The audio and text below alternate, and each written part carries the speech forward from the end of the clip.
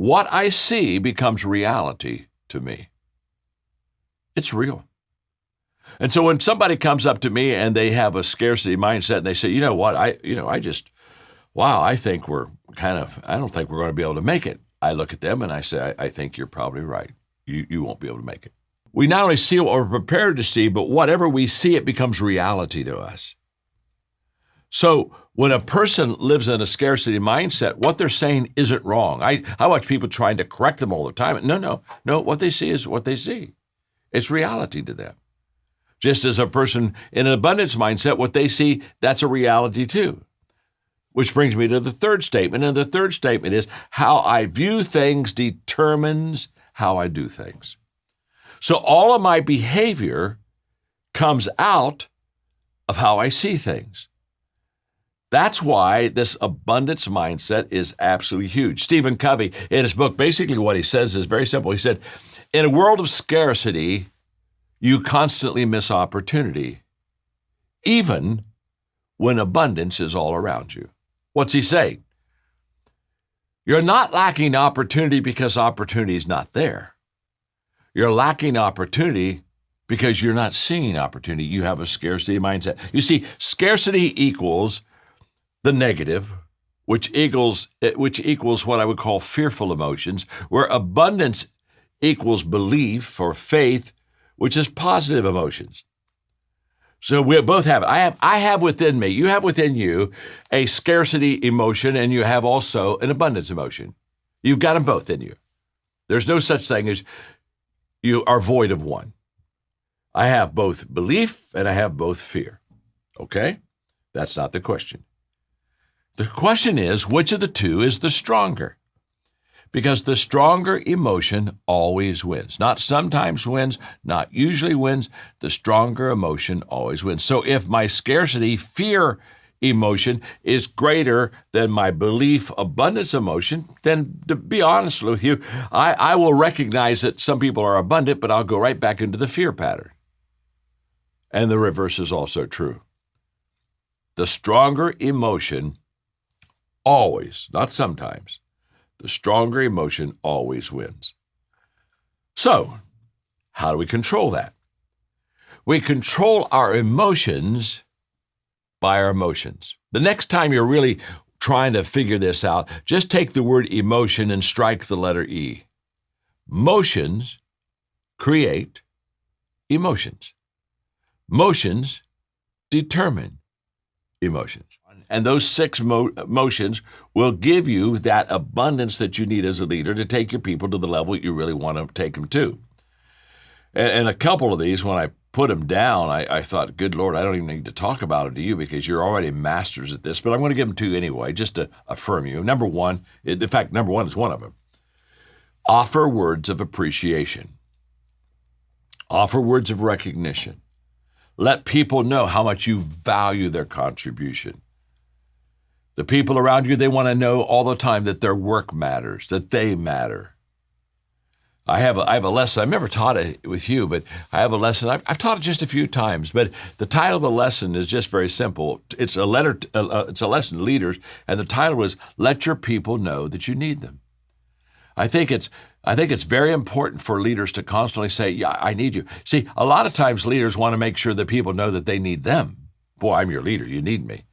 And you need to reverse that. It's wonderful when the people believe in the leader, but it's even more wonderful when the leader believes in the people. You need to reverse that, and you need to let your people know that you need them.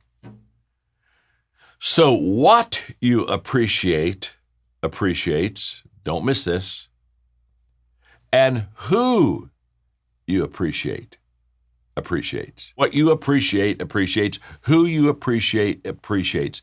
So constantly get into that compounding, appreciating activity to continue to have an abundance mindset, because the more that you appreciate, the more that you see abundance. Just like the less you appreciate, the more that your world begins to shrink around you. So that's number one. You got that one. You're masters at that, all right? You're already PhDs at Baudet in recognition and appreciation. I mean, you excel there. So I don't think I need to spend much time on that one. Number two, though, is a good one. choose to see opportunity. Now, isn't this interesting? Choose to see opportunity.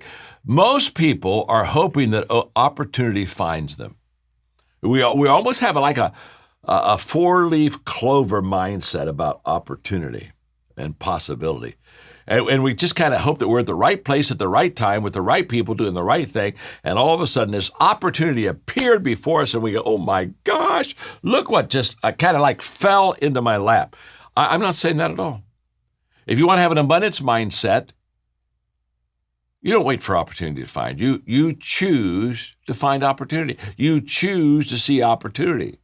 So the next time that you're faced with an obstacle, the next time you're faced with some kind of a difficulty, a barrier, a roadblock, a dead end, whatever, the next time you see that negative, which would cause you to go into a scarcity mindset, flip it. Just flip it and see it as an opportunity, because that's what it is. Opportunities are always disguised as obstacles. Remember this, opportunities do not come to you and me like a Las Vegas strip with neon signs and lights that are flashing on and off saying, here I am, an opportunity, I'm an opportunity, seize me, seize me, seize me. I was talking the other day, in fact, I think, Mark, you may have been on the golf course on this day too with me, because we were talking to Dan Cathy. We were playing golf at Jupiter Hills. And he was talking to us about the fact that during COVID, Chick-fil-A's business has increased 18%. Okay, now get the picture. They can't go inside. The doors are closed. You can't go inside, nor you can't go sit down at the restaurant. So a big part of their business is taken away from them. They can't go inside. And yet their business has increased 18%. What did they do? They said, okay, we lost something. Now, if I have a scarcity mindset, I dwell on what I lost. But they have an abundance mindset, so they said, okay, what do? We have to upgrade our curb service. It's just very simple. We have to deal with what we have, so let's get better at curb service, and let's start doing double lanes, and let's get more personnel out on the front end, and let's get them in the beginning, and let's start talking to them, and let's get creative, and let's be out where the people are. And they just totally took a disadvantage and made it an advantage. Now, let me say this. When you have an abundance mindset, you'll take a disadvantage and make it an advantage. Just like if you have a scarcity mindset, you'll take an advantage and it really turns into a disadvantage to you. 18%.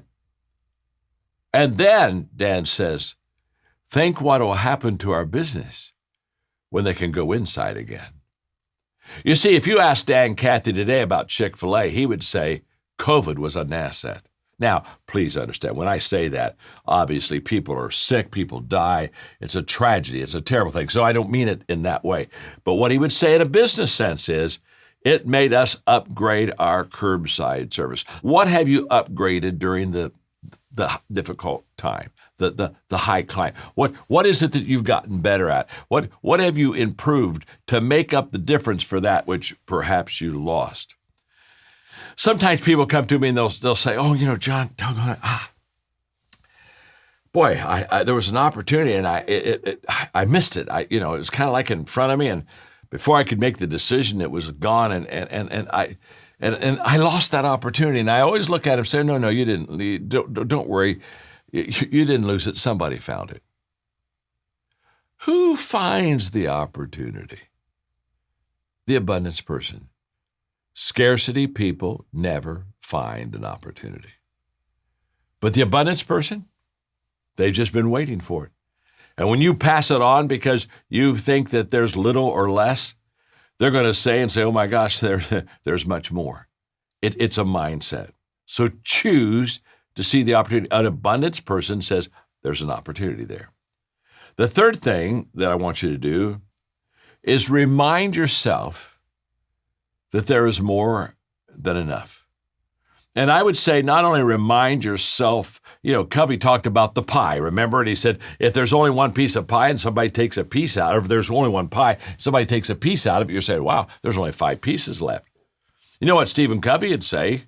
Go bake more pies. And by the way, while you're baking more pies, Bake a pumpkin pie. How about a cherry pie? How about a berry pie? How about an apple pie? In other words, not only bake more pies, but get more variety in the pies in that whole process. Let me just say this. The greatest solver of problems, the greatest solvers of adversity, difficulty, pettiness, the greatest solver of pettiness is growth. When people start growing, secondary things truly become secondary things. So I want you not only to repeat after me that there's plenty for everyone, but I want you to begin saying that not only to yourself, but I want you to begin saying that to your team. And say it often enough that you not only say it, but that you live it and you believe it and you act it out and you behave it. Okay, you got that. Let me give you the fourth. Remember, motion creates emotion. Number 4, carefully select the company that you keep. Now, this one's really personal, okay? Because let me tell you something. Mindsets are contagious.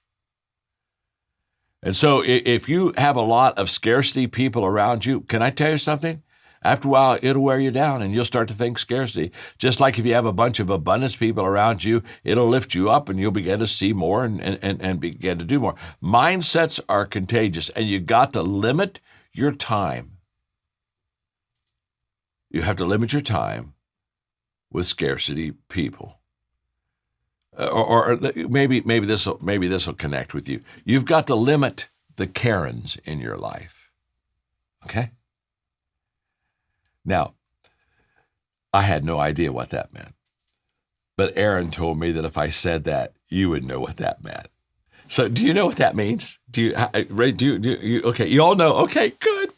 It worked. Because Aaron said, tell them to eliminate the Karens in their life and they'll just understand it immediately. And I said, well, you're going to have to, who's Karen? You're going to have to talk to me about Karen. And then she told me, I said, oh yeah, I want to eliminate the Karens and the Carls in my life. If they're Karen or Carl, I don't know. But I'll tell you what, if it's around Karen or Carl, if it's even close to that name, I'm eliminating him, okay? I'm just saying, no, you got a negative mindset. So that one's for Aaron. She said, oh, if you'll just tell them to eliminate the Karens, they'll get it. Now, okay, I'm a little old and outdated, but that's all right.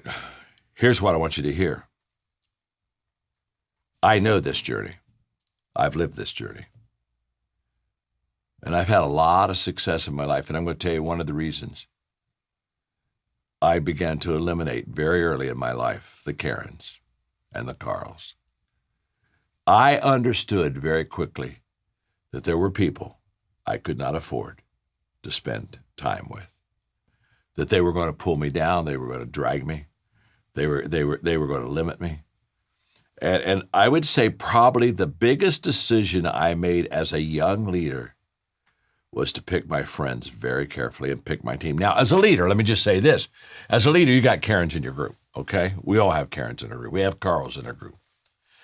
And you love them unconditionally. And the verse for them, when they come around you too much, is that this too shall pass. Okay, this too shall pass. But listen to me very carefully with the Karens and the Carls. As a leader, you have them in your group, but you have to be very careful not to spend an inordinate amount of time with them, because they'll want it. They we used to call them, when I was a pastor, EGRs, extra grace required, because it took extra grace. You just, oh my gosh, here they come again. And what I'm saying to you is you have to understand very quickly that you need to spend the time again with those people that are going to be able to give you that return. And I began to drop very quickly hundreds, yeah, you heard that right, hundreds of scarcity people in my life.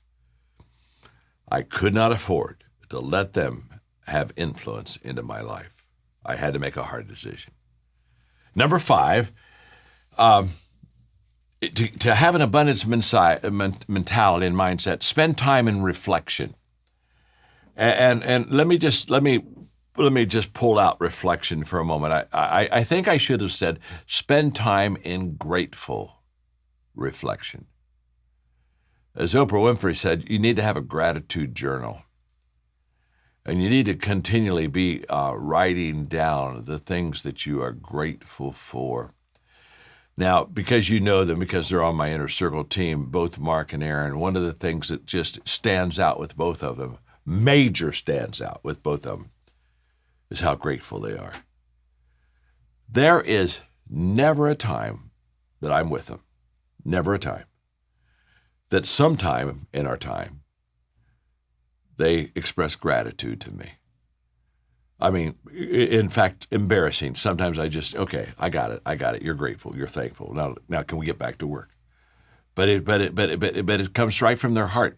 And let me just say this. This is absolutely huge in having an abundance mindset. I have never met a person with great gratitude that had a scarcity mindset. Gratitude is synonymous to abundance. Don't miss this. Grateful people are abundant people. Just as entitlement is a scarcity mindset. And so I want you just to constantly have an attitude of gratitude. When our grandchildren were small, this is a long time ago. I'm talking about, let's see, John's now in college. He would have been about 5 years old. So this would have been, good Lord, it had been 12, 13 years ago. We the kids were little. They were from about 3 to about 10. And during Thanksgiving, we decided to do a Thanksgiving play. And we got costumes for the kids, and on Thanksgiving Day, we dressed them all up, and I gave them lines. I was kind of like the producer of this play, and John, who is pretty much a techie and not strong with words, he had one thing to say when it came his part, and that was, "I have an attitude of gratitude." And I'll never forget, if I went over that one line with him once, I went over that line with him 100 times, and he'd try it, and finally looked at me and said, "Papa," he said, "it's just hard to have an attitude of gratitude." And I said, "You know what? You're really right." And he was saying, "It's hard to say it, but it was wearing him down." I'm just going to tell you right now that when you reflect with a thankful spirit, it will always keep you on the abundant side. In his book, Steve Marabelli wrote a book called Life, the Truth, and Being Free. He's a coach and a speaker. He said, those with a grateful mindset tend to see the message. Don't miss this. I love that. Those with a grateful mindset tend to see the message in the mess. And even though life may knock them down, the grateful find reasons, if only small ones, to get back up. The last thing I'm going to say to you, because, oh my gosh, time's running away from me. We're going to do some Q&A here in a moment. But the number 6, let me give you the last motion to do, and that is give more of what you want. Now, this sounds very counterintuitive when I say this, but one of the greatest ways to increase your abundance is to be generous. And you know, it was, again, Zig Ziglar that helped me as a young leader. He said, if you'll help other people get what they want, they'll help you get what you want. That's what he was talking about right there. And by the way, you know I'm a person of faith. What did Jesus say? I'm going to read one verse of what he said. Give and you will receive. Your gift will return to you in full, pressed down, shaken together, to make room for more, running over and poured into your lap. The amount you give will determine the amount that you get back. In other words, be a river, not a reservoir. Have an abundance mindset. And the more that you share, give generously, open up to others.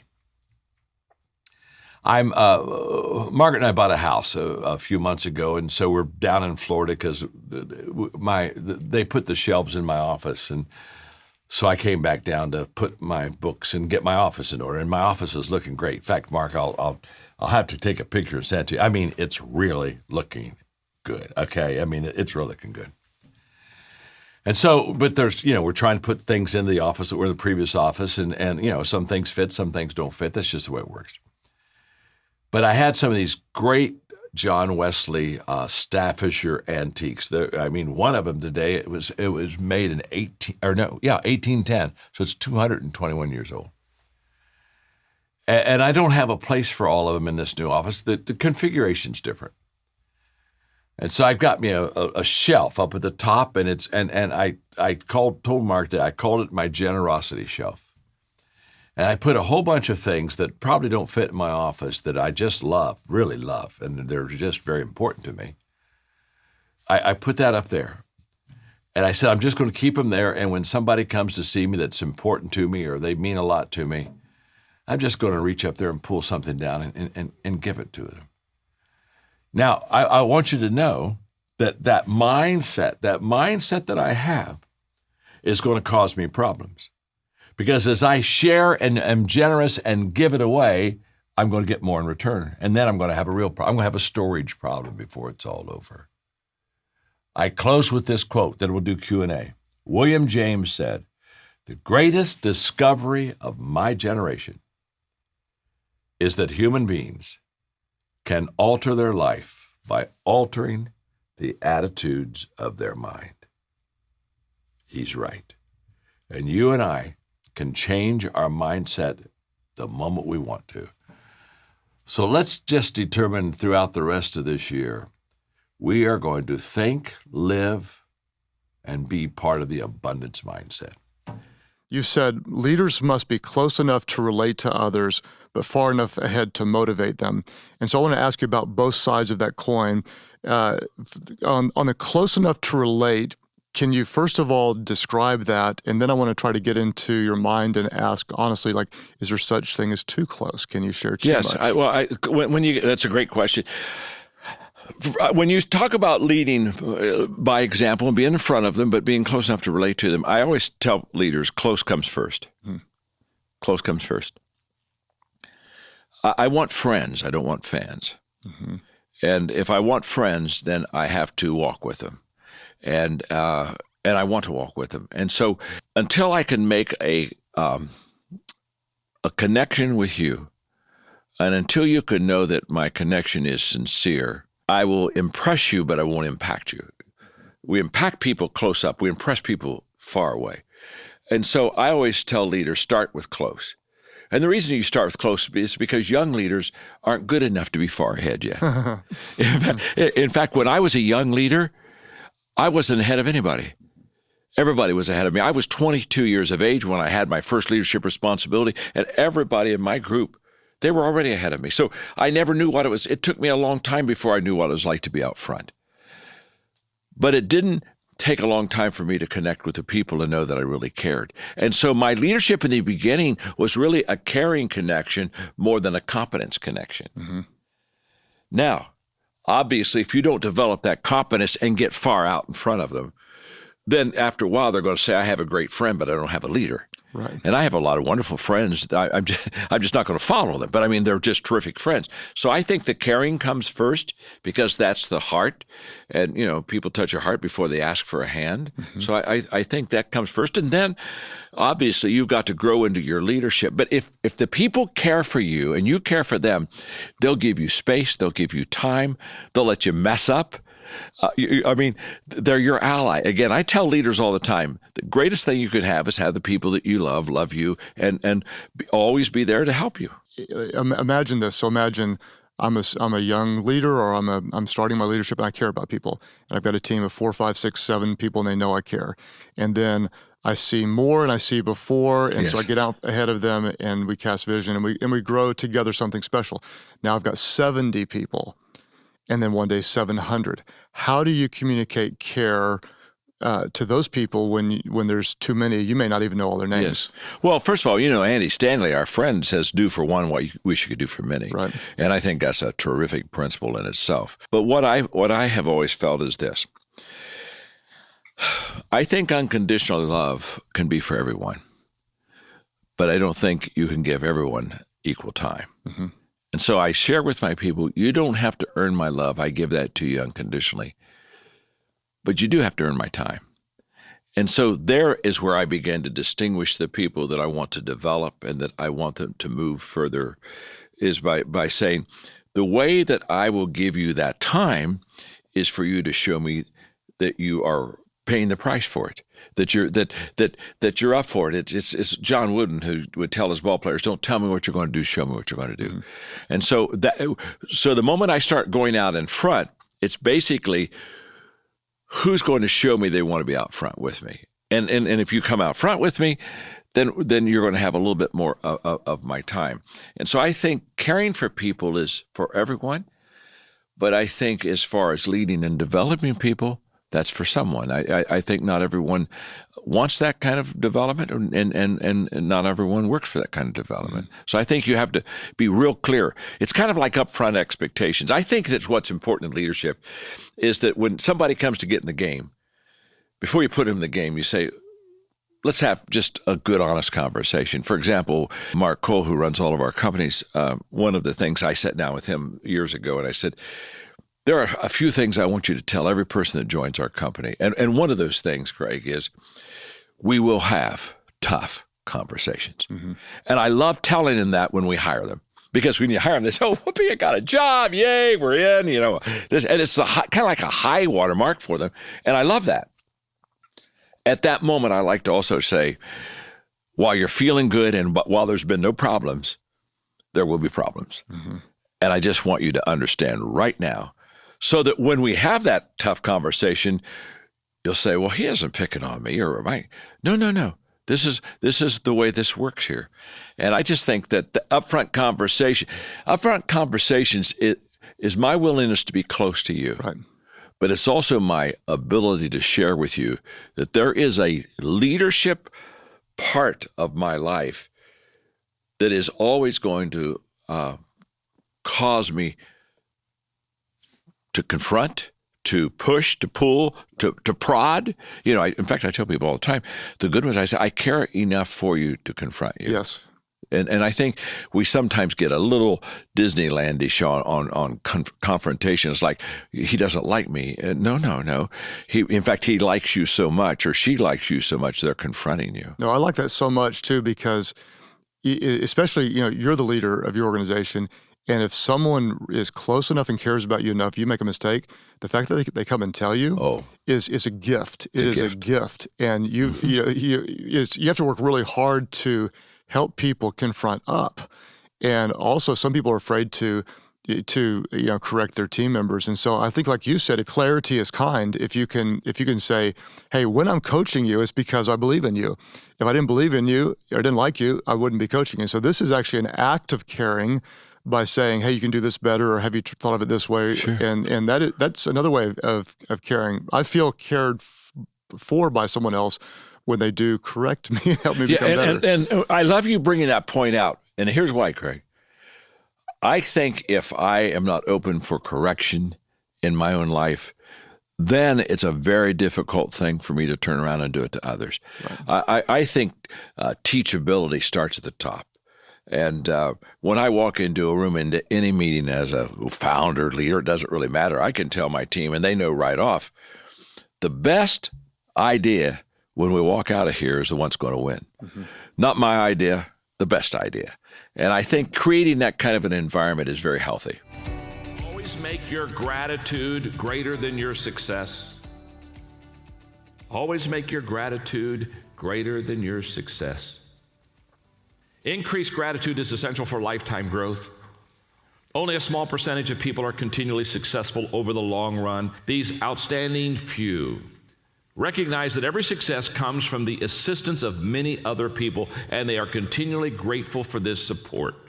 Conversely, many people whose success stops at some point are in that position because they have cut themselves off from everyone who has helped them. They view themselves as the sole source of their achievements, and as they become more self-centered and isolated, they lose their creativity and ability to succeed. Continually acknowledge others, their contributions, and you will automatically create room in your mind and in the world for your greater success. You will be motivated to achieve even more for those who have helped you. Focus on appreciating and thanking others, and the conditions will always grow to support your increasing success. And I put it another way here in your notes. What we appreciate appreciates. Wow. Gets better. What we depreciate depreciates. We see the value in people and things through proactive gratitude. Once we see this value, we naturally treat these people and things with greater respect. People want to work with people who appreciate them. I underline this statement. Resources are drawn to where they are valued most. The world responds to gratitude by making more of everything we appreciate available to us. I had lunch the other day with a fellow named Rob. So when I went into the restaurant where we were going to eat, he was talking to a friend of his, and as I came in, I could tell that he had great value to that person, and so he introduced her to me and said, John, Kathy has really contributed to me, and said some very nice things, and off she went. And so we sat down for lunch, and he looked at me and he said, John, I'm practicing your book. And I said, well, that's good. I said, tell me what practice it was. I knew what he was talking about. He was talking about 25 ways to win with people, and one of the things I say is compliment people in front of other people. I was just practicing your book. And I looked at him, I said, Rob, I saw it, and that makes me feel good that you practice the book. I said, just practice it every day. Listen, there's something about expressing gratitude to people that is essential, not only for them to hear, but for you to give. Those who add to us draw us to them, and those who subtract cause us to withdraw. Gratitude by its very nature also automatically works to eliminate three mental characteristics that most undermine individual success in an interactive world. Number one is isolation. Number two is egotism. And number three is arrogance.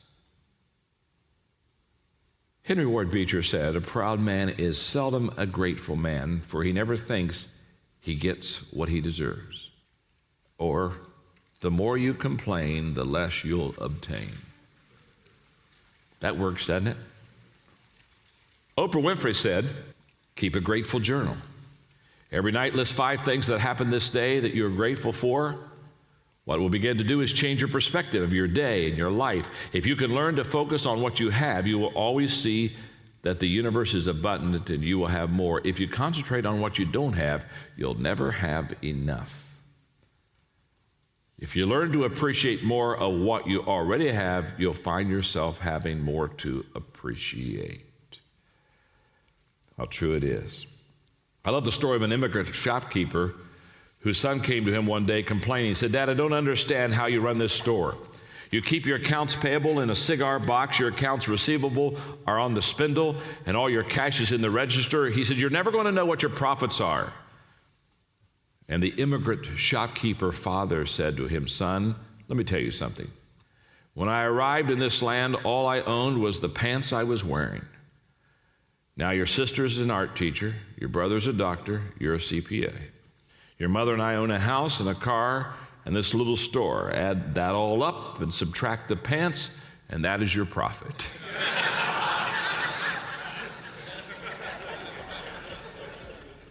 Be grateful.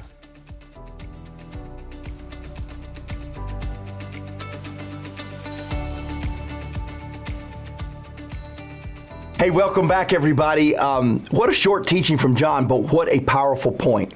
Doesn't take long sometimes to remind us what we as leaders need to do. You know, Tracy, you know this about me because we get to share it, but every year, there is this favorite time of the year that I have. Drum roll, what do you think it is? I know some of you, you're like Christmas, Easter, you're like Valentine's Day. That's a pretty good one. I like that. I like Stephanie's birthday. That's always fun for us. But for me, my favorite holiday every year is Thanksgiving. In fact, this past Thanksgiving in 2021, Kimberly, my executive partner, and I, we did something that was very unique. We found somebody on our team every day to send a note of gratitude to. Tracy, you were one of them. Just this text that let people know we're grateful, why we're grateful, and what we hope to do together because of gratitude.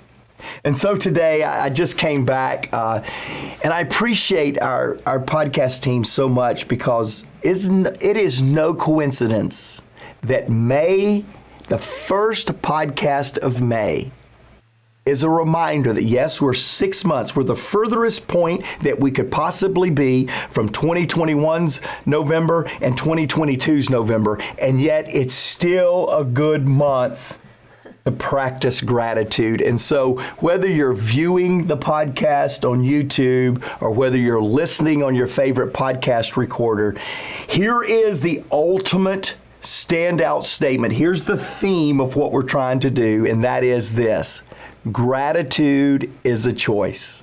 It's a choice on the fourth Thursday of Thanksgiving or fourth Thursday of November in the U.S.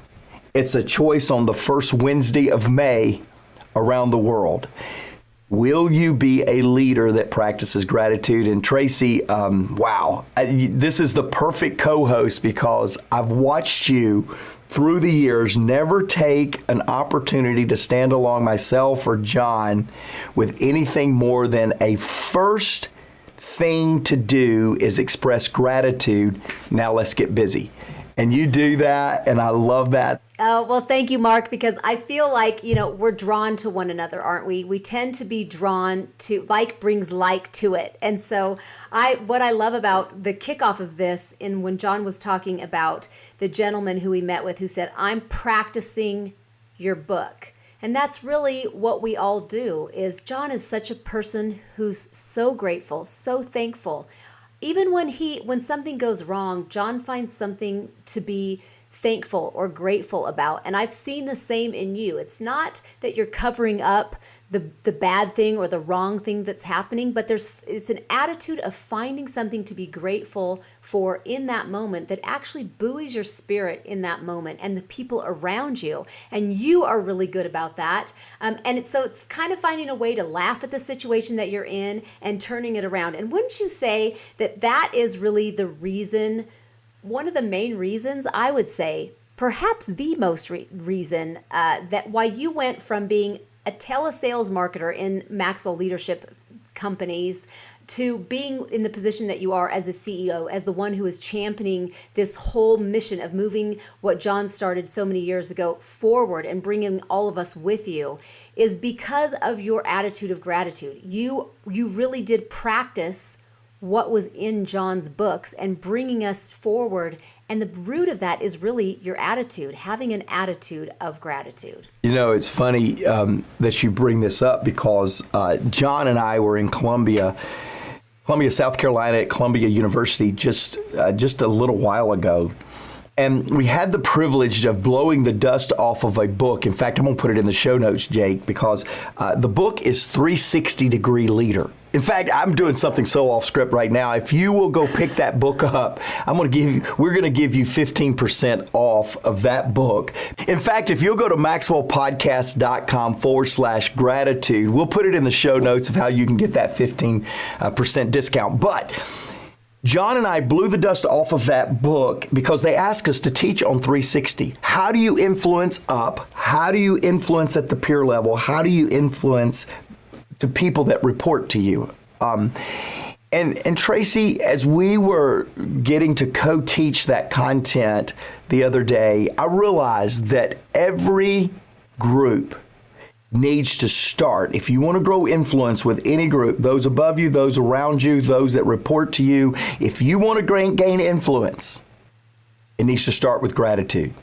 Are you thankful for the people, the role of the people above you? And the answer to many leaders that are aspiring leaders is no. They found out all the fault, all the challenge with those leaders, rather than being grateful for the journey they took to get where they are. And we look at our peers as competitors, don't we? Oh, if I can just do a little bit better than the other sales manager, or if I can do a little bit better than this other person in the organization, I'll get a quicker promotion, a bigger promotion. And so we see them as competitors rather than teammates. And then finally, we take for granted those that help us as leaders get where we're supposed to be all the time. I feel like, Tracy, to your point, I'm going to come back to it. If we could just infuse more gratitude, we would grow the level or the capacity of our influence to the people in these circular environments of ecosystems around us. So yes, just the other day I got to be with my good friend David Hoyt. David was the leader that gave me my first chance to be that telesales representative you were talking about. And back in the year 2000. Man, it feels like a long time ago. And Tracy, my first thing to him to say was the exact same thing I try to say to him every time it's been a while since I've seen him. David, thank you for giving me a chance. Mm-hmm. I say that to John. Just got back from, like I said, Columbia, South Carolina, and I looked at him on the flight back, and I just went, John, thanks for letting me share the stage with you today. And his response was, oh, Mark, you deserve it. You should be up there. And I go, no, don't know that I deserve it. Don't know that I should be, but I sure am grateful that I am. And it's this whole concept. I never want to lose that, because I think losing the gratitude begins to lose the ability to see that others are the biggest part of our success. Tracy, John has been doing the last week or so, he's been doing this lesson that is absolutely one of the best lessons I've heard in a long time, and I get to hear John quite often. And the lesson is simply this, podcast viewers, podcast listeners. It's called the Success Stabilizers. Success Stabilizers. Now, isn't it true that you're listening to this podcast today, you're viewing this podcast today because you want some success in your life? That's what we found. We found that over 90% of the people that interact with Maxwell Leadership, they come for inspiration and skills resources to become better. So chances are 9 out of 10 of you are tuning in today because you want to be inspired with something, some nugget that will help you be a little more effective, a little more successful in your leadership. And so John says, but then when we become successful, something happens. We don't keep success in a proper perspective as leaders. We begin to let success be a little more inflated in its value, or we let success be a finish line that doesn't propel us with that success into significance. Success is what happens to us. Significance is what happens through us. And so John's doing this incredible teaching called Success Stabilizers. Now, it's his lesson, so I'm going to let him teach it, but I'm going to give you 2, and then I'm going to give you the third one that's very apropos. It's very relevant to today's podcast. The first characteristic, or one of the things that really comes with success, is a bit of an ego. A bit of a swag, a little bit of a confidence to our step, right? I mean, Tracy, I see it. Okay, I really hope that you are going to tune in and watch this on YouTube. I gave some moves Mark there. Just did. He kind of ventured into dancing almost. Yes. I'm not sure what that was, but I'm not sure it was ego, but it was a little bit of a dance. A swag was. Podcast listeners, don't tune in, because very quickly you're going to understand I have a face for radio and I have a voice for the mute button. So do not tune in. But you've got dance moves that they just got to see. Yes. So it's this concept that, yeah, with a little bit of success, we get a little bit of an ego. We get a little bit of a confidence that if we're not careful, if it's not stabilized, we will allow that to become a detriment to our success rather than something that extends our success into significance. And so the stabilizer to ego is humility. We've got to constantly stay in this place of humility. That's why, Tracy, thank you for complimenting a while ago when I say John told me just yesterday, hey, Mark, such a great job on stage. Thank you very much. And I go, John, man, I don't know that I deserve this. I want to always, Patrick Lencioni, our friend, says that one of the key attributes of a great leader is humility. Humility, hunger, and a desire with skill sets and strengths. And I want to keep that humility. And John says that's a stabilizer to ego. He said, second thing that comes a lot of times with success is money. So another characteristic of success is we allow monetary things, money, bank account growth, and nicer cars or things to indicate success. Well, money has a stabilizer in generosity. Don't show me how much money you have in your bank account. Don't show me your W-2 at the end of the year. Show me your giving statement.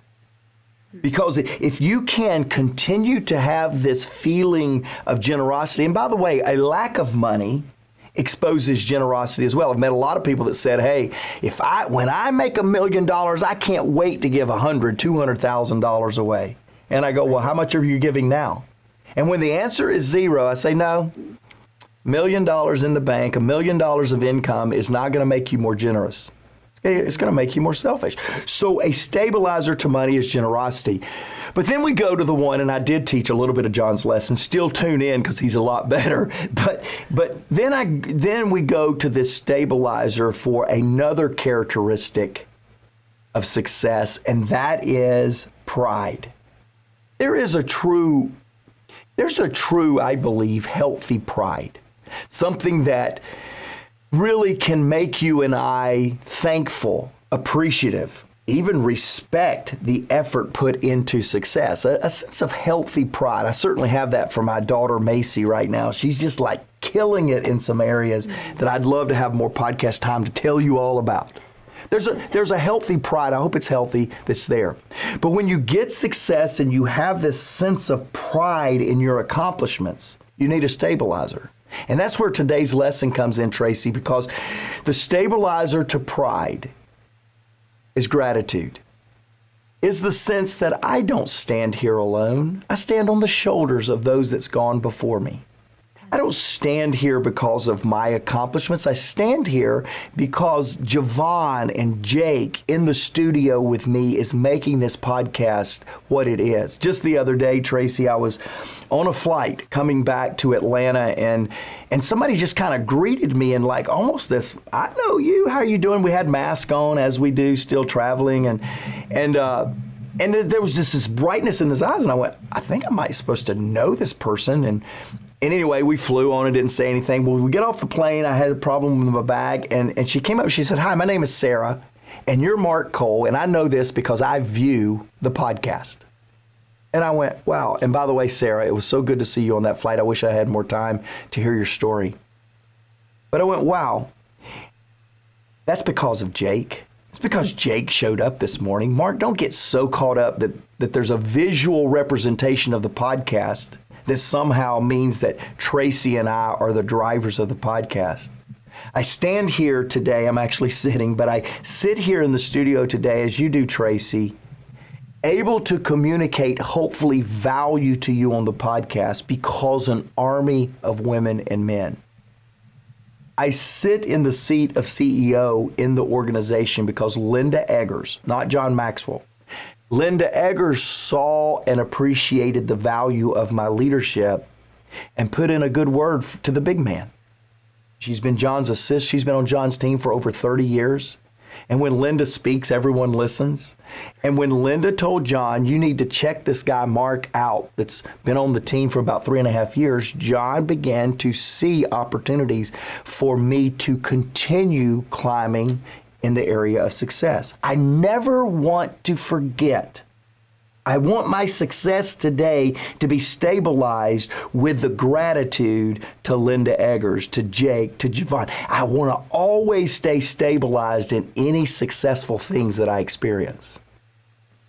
Yeah, I agree. And I think that maybe if you're listening, sitting here in this chair, not in the same room with Mark, but feeling like we're in the same room. Yeah. And I always sit in this podcast and I take notes to myself. If you're watching, you see me looking down sometimes as Mark is talking because I'm learning right alongside of you. And I learn and I grow when Mark shares his application. And as he did, there were just a couple things that I want to share before we close out this podcast that really stood out to me that maybe will stand out to you as well. So I have been trying to practice what's in John's books, as Mark has, as many of you have listening in and watching on this podcast. But some of you, I'm sure, beginning, or maybe maybe this is gratitude is something that has been a sticking point for you, or an area you want to grow even more in. I know that generosity is something that I really pursue. I want to be known for generosity, and I would assume you probably do too, or gratitude.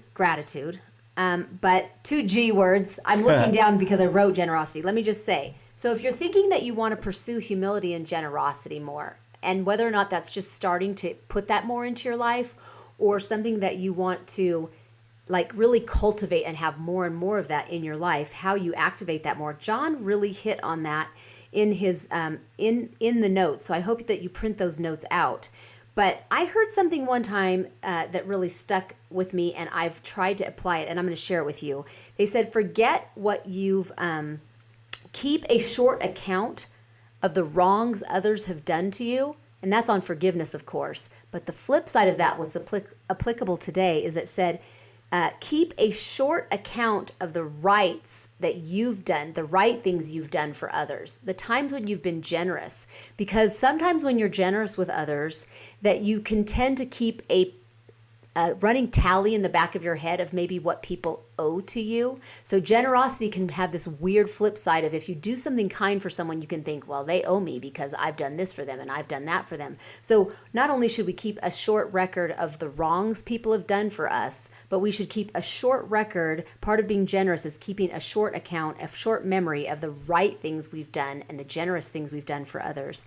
And then the other things that he highlighted, that John highlighted, was keeping a gratitude journal. You know, if you're somebody who struggles with maybe a grumpy attitude sometimes, or when we all hit lows in our lives, it's nice to have a gratitude journal that you can go to and open up and look at all the times, the things that you are so grateful for. When your brain is tempted, when your mind and your emotions are tempted to really focus on the things that you are struggling with, and when you go to those things that you're grateful for and you read through them and you look through them, it just buoys your spirits. It makes you feel better. It makes you remember the real things in your life, not just these temporal things that are just popping up right now, because we're all going to have hardships. But really keeping a gratitude journal is something that I think is we're way less apt to complain if we really train our brains and put in habits, healthy habits of gratitude into our life. And so I'll let you close it out, Mark, but I'm just wanting to help all of us to,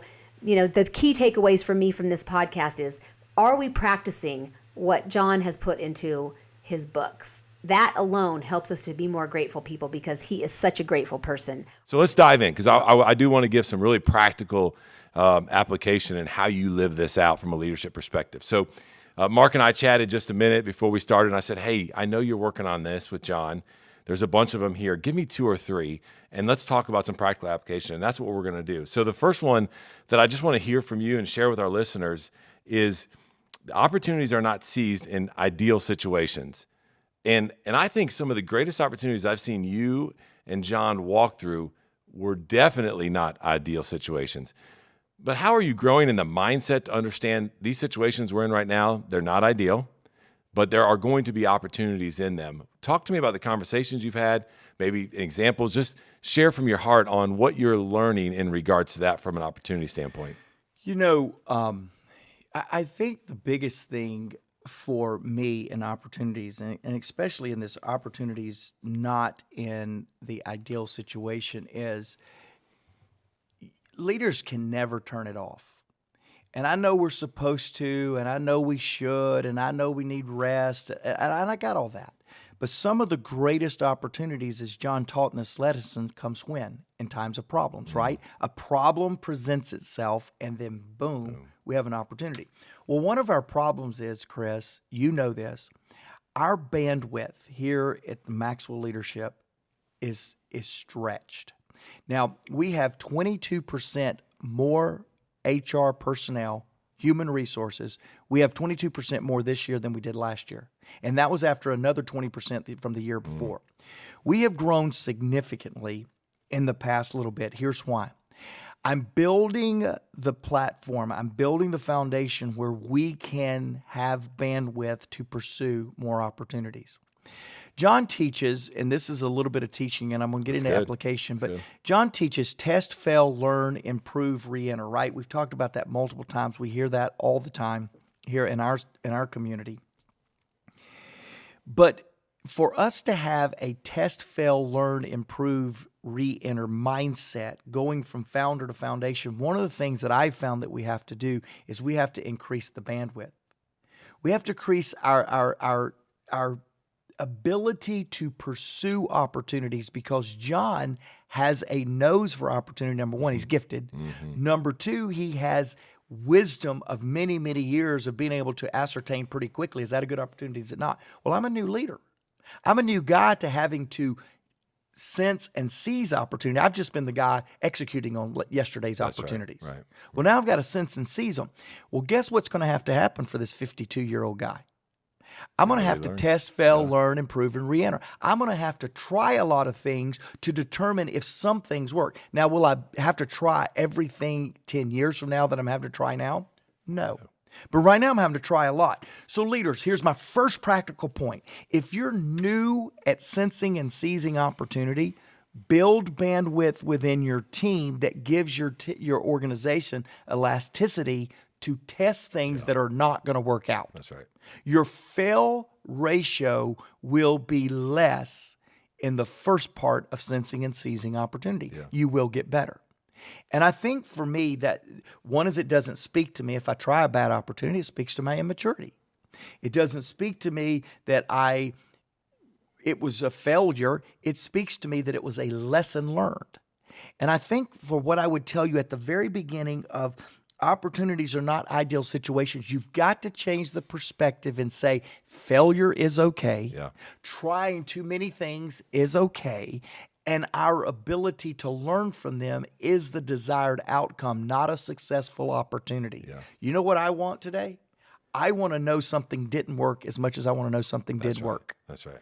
That mindset is absolutely imperative if you're going to learn how to sense and seize opportunity. And what underlines all of what you just talked about is one of our values, and John's so passionate about, which is growth, right? Like, I mean, that is a personal growth journey. That's one of many that you're on. But as leaders, as we go through those opportunities, if we're okay and we're open to that and testing and failing, we're going to be learning. And every day we should be learning, just like we're sensing for new opportunities. Now, one of the things I want to transition you in, because this is something we've struggled with when it comes to focus on certain opportunities. There is a time, and I know both you and I have sought counsel and wisdom from John's brother, Larry, and he says one of the things leaders don't do is get out fast enough, right?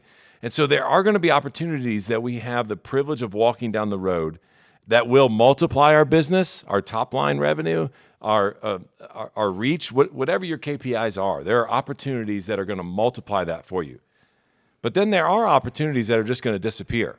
Mm-hmm. And I think you have to have, not only from the leader perspective, but the team and the capacity that you talked about that's working on, you guys have to be okay with saying, where did it go?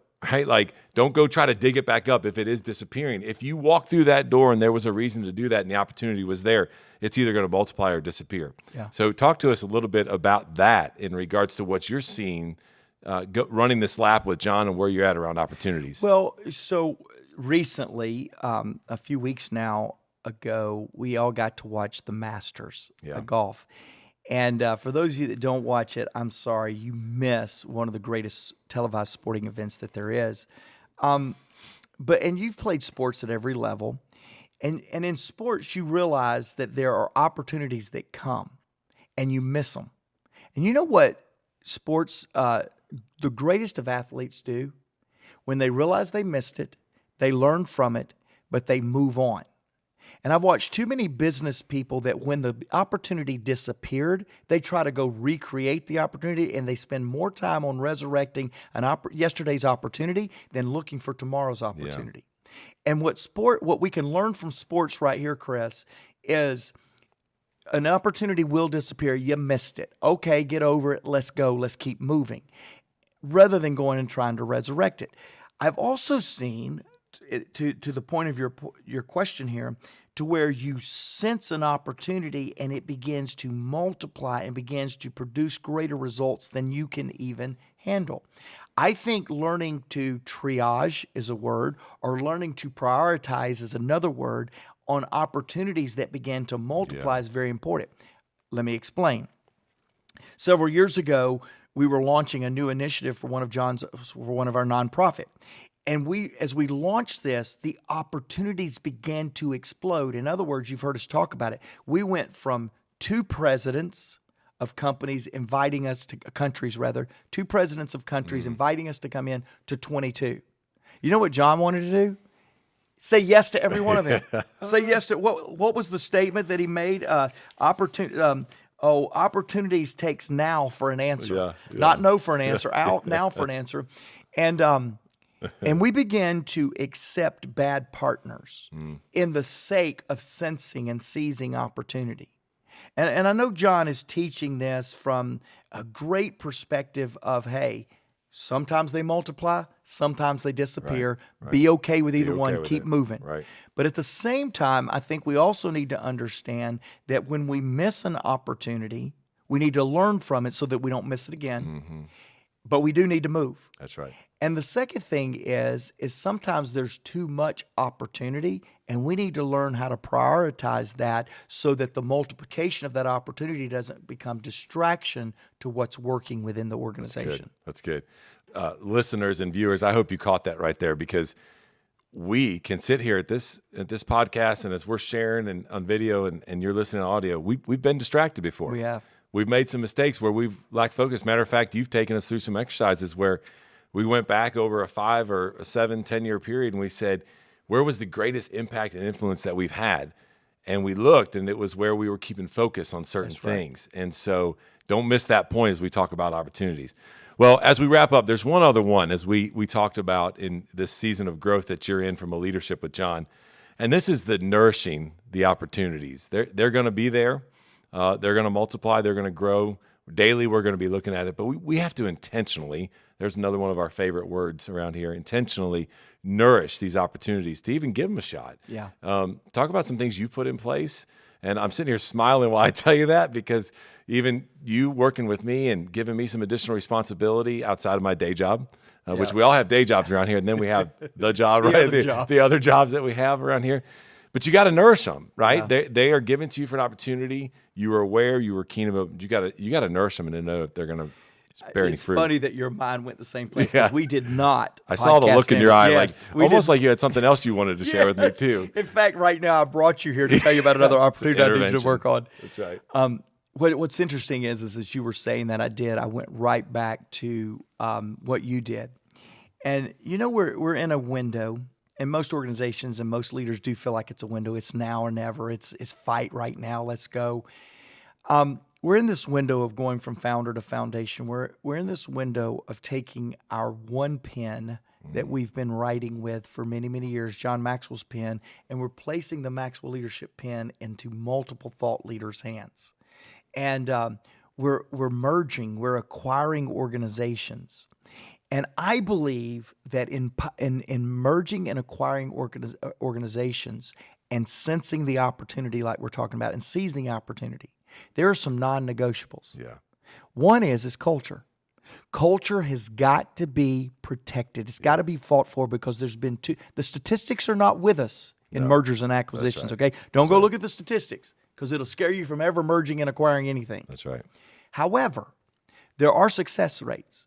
There are success factors, and I think one of those is culture. So going back to you, Chris, we've got a window here to where our opportunities need to be nourished.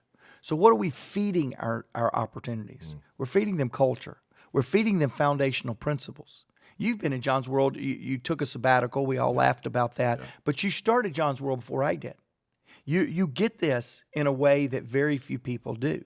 So when I am acquiring or merging or sensing an opportunity, in this case, bringing organizations, teams together, you know who I rely on to nourish that opportunity? The people that know what the opportunity should look like when it is culminated into our organization. It's GOATY. The other day, we had a leadership meeting, and I was talking about the worst case scenarios with a particular opportunity that we're going. And I say, I'm prepared for the worst case opportunity. Because if the worst case scenario happened, you know what I'd do? Chris Godey would change his office. He's going to start coming in another part of town because I got to have him there. And you kind of laugh because we've said we're willing to do whatever. Yeah. And maybe that was the first time you heard it positioned like that. But we already know we're going to nourish these opportunities that we have by feeding the nutrients and the things that's needed for that opportunity to ever have a chance. Yeah. And what I love about what you're doing, and even just what you said, is this: as you nourish these opportunities for maybe your business, maybe you have a selfless lens on why you're looking at it. The awesome thing about what we're doing is we're nourishing the souls, if you don't mind, of those that are inside those organizations. Yep. We're adding value to people. Again, coming back to another core principle of ours and a value. We're adding value to people that then they can even multiply. You talk about bringing additional pens. I was on a call this morning, Chad Johnson and I, with one of our thought leaders, and we were like, hey, what else can we help you with? What can we take off your plate? How can we get you to the point to where, and having those conversations nourishes not only a bigger opportunity for our enterprise to be able to get a message out there to people that we have a passion about, but also it nourishes those individuals and adds value to those people. So those were just three that we wanted to kind of share and pull out. Again, there's nobody better and nobody better than John that sees his opportunities and works them and has taught you to be able to do that. We wanted to give you some application to be able to do that. Closing thoughts for our audience? Yeah. One is, it goes back to Sun Tzu's quote that says, victory comes from finding opportunities in problems. And in my case, and all I can bring to you, podcast family, is where I am and how I'm leading. The biggest thing that I have in sensing and seizing opportunities is not letting how I used to view environments affect the opportunity that is laden in that environment. That's good. And we were at a golf tournament recently with some very well-known, recognizable names to you. And we went to the golf tournament in the guise of supporting a new friend, a new partner. What we found was more opportunity than we knew what to do with. What we discovered was partners that did not even know that there was something we could partner on. And I can tell you that golf tournament could have been just a golf tournament. We went and had fun in a very, very nice course. But we had a little bit more intention. We wanted to support a friend. It could have stopped at the golf. It could have stopped at supporting a friend. But what happened by the end of the night, Chris, was a realization that opportunities are more prevalent than we're aware of. They're more readily available for the picking, if you will, than we even realize. Being a dealer of hope. And that kind of leads into number 4, as you're assessing yourself, where he talked about there are 2 ways to face the future from a different mindset. And one is apprehension and one is anticipation. And John talks so often about how he anticipates. And I know that you anticipate, but for me, this was a big shift because I feel like I had anticipation, but right up to the moment I would start to feel apprehension. And what I found was, and I learned this from John, I learned this from working it through with you, was that I was thinking too much about me and what people were going to think of me. And was I going to deliver it correctly? And how were they going to perceive me? And were they going to believe that I was being sincere enough? All of that is me. I was thinking about me and not thinking about the other people and how I could serve them and how I could lead them well. And so I'm just curious, did you ever have this shift, or was this something where you were always somebody who looked upon the future with anticipation, or was there ever a time when you looked upon the future with apprehension? Yeah, so I am by nature, I definitely anticipate. I definitely don't have the apprehension piece. Now, I have filled several roles, even with John Maxwell here at Maxwell Leadership, that required me to anticipate apprehensive things. What if this goes wrong? What if the challenge? And I found that when I was anticipating apprehension, if you allow me to use both words, that I was anticipating what could go wrong, I found that it muddled my judgment. But if I went in and allowed my anticipation to exhibit hope and potential rather than destruction, opportunity rather than doors closing, I found that I exhibited better judgment over time. Let me illustrate this with a conversation I just had with my 17-year-old. Soon to be 17-year-old. Macy was coming in and she's really does well in all of her subjects, but let me not be an overdoting dad. She has a couple that she is pretty good at, and she just over a period of time, she is 6, 8, 10, 15 points ahead of a lot of people in her class. Yet when it comes, she's in finishing up 11th grade, starting as a senior in high school. When it comes test time, Macy gets very apprehensive. And what happens is people that she consistently throughout the year scores better than them by double-digit points, they will score equal to her or greater than her on a end-of-the-year exam. So we're talking through that. I said, Macy, what goes on in your head? She said, what goes on in my head is the apprehension of what if I forget something that I remembered, is what if I don't do well? And so we started walking through this, and I said, Macy, what if you took a test with the anticipation that said, this test is going to show what I know? This test is going to be able to demonstrate my knowledge rather than to perhaps demonstrate my ignorance.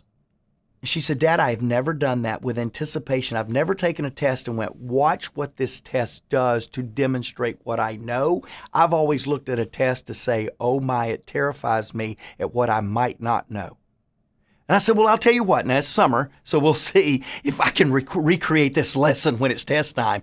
But it was like a light bulb went on in my 17-year-old's mind when she went, I always look at tests apprehensive at what I don't know rather than anticipating showing what I do know. I think in leadership, many of us stymie or paralyze at best, or at worst maybe, our leadership by being apprehensive when we walk into a difficult situation rather than with anticipation. Because let me tell you this, leadership is only needed in the difficult and in the uncertain. If everything was certain and everything was easy, leaders, you're not needed. It's when things are difficult or things that are uncertain where leadership really is felt and needed. So, leaders, here's a suggestion. Quit being apprehensive about the difficulty and start anticipating the difficulty so you can show off your leadership stuff. Go show your leadership and anticipate rather than being apprehensive. That's right. That's right. And it all comes down to choice. It's the same Macy. She knows the same information. It's the same test. It's the same questions. She has the same amount of information, but it's how she approaches it. It's her choice. It's a mindset, and we can do that too. And that leadership, it starts with leading ourselves first. Okay, last question. I said at the beginning we would talk about recharge, but first he hits on 5 steps to make our future bigger than our past. And he talks about reviewing. If you wouldn't mind just kind of bullet pointing these because we're closing out on our time. How often do you review? How often and with who do you reflect? He talks about recovering. What does that look like for you? If you can kind of bullet point those. Rearrange. What does that look like for you? And then recharge. How often? And what does recharge look for you, Mark Cole? So I review every day. There's something to review. I've overstressed this in this meeting. What am I going to apply what I learned today? That is a review question. Reflection is very interesting to me. I get my leadership team, when they hear what I'm getting ready to say, they're going to say the silent nod, or some of them are kind of charismatic. So they're going to say, amen, very loud. Okay, right? I'm a verbal processor. So oftentimes in leadership meetings, I am verbally processing my thoughts because I need to get them out and read the crowd and hear myself talk, which cracks me up, and to watch how people respond to what I'm saying. So reflection for me comes in community. I am a verbal processor. Reflection is best when I am verbalizing what I am reflecting on. Recovery is very interesting to me. Recovery, I'm a borderline. If any of you have taken Myers-Briggs personality test, I'm a borderline. I am an extrovert, but I'm borderline because I really recharge. I really recover alone. Every end of the year, I go through a recovering. I call it an annual review with me. There are many years that it is an annual recovery from me so I can go be a better me the next year, right? Rearranging, I don't rearrange probably as much or as effectively as some, because I'm a law of navigation guy. When I set the course, I really tend to want to stay with the course. I probably should rearrange a little bit better, but let's do talk for the next couple of minutes on recharge. I think that recharging is very important as leaders, and I think it's becoming increasingly more important as the emotional fatigue that I see around the globe that's happening with leadership, or in leadership. For many years during the pandemic, I would say I think that there's going to be multiple facets of this pandemic, and I think the greatest, longest lasting one is going to be the emotional part of the pandemic. The realization that for months and months and years and decisions after decisions, we had no precedent to draw from. We were out front. We were taking pot shots. Everyone was questioning leaders because we were leading in unprecedented times. And that is emotionally taxing on a leader. And I will tell you that I think this concept of recharging is more important now in leadership than it's ever been before. Some people believe in a Sabbath. I know here at our company, I have instituted an organization-wide sundown Saturday to sundown Sunday policy.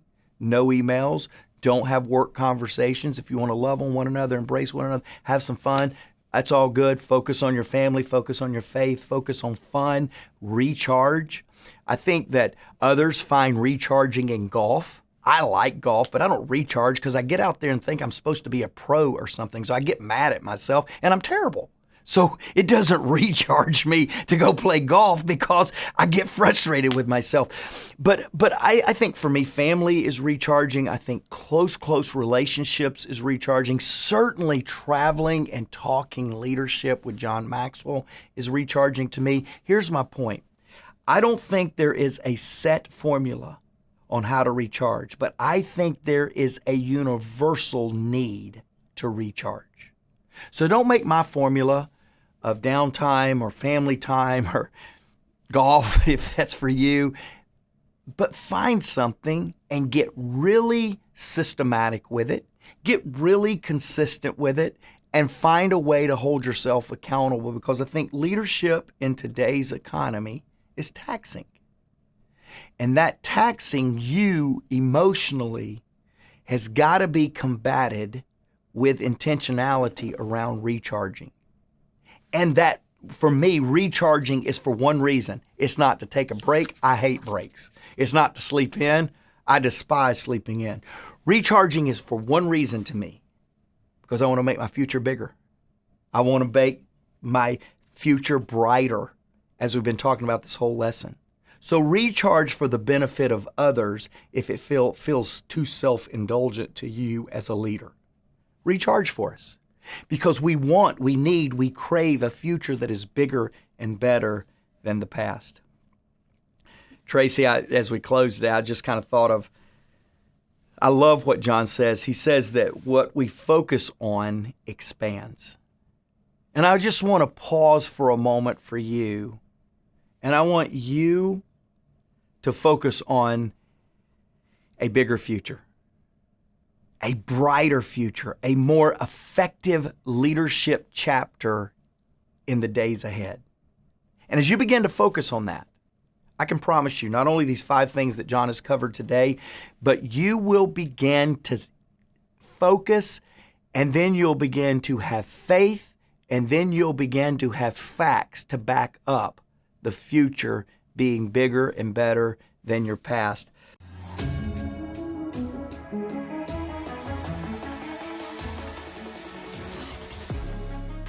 Welcome to the Maxwell Leadership Executive Podcast, where our goal is to help you increase your reputation as a leader, increase your ability to influence others, and increase your ability to fully engage your team to deliver remarkable results.